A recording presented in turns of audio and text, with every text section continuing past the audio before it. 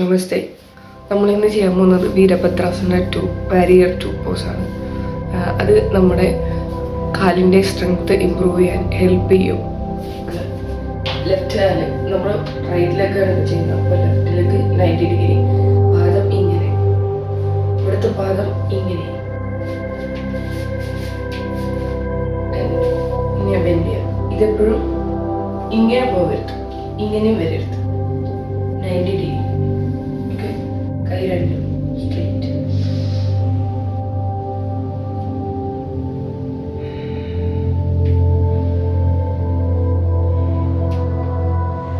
ഇനി ഒരു 30 സെക്കൻഡ് ചെയ്യാം. എന്നിട്ട് ഇത് 90 ഡിഗ്രി.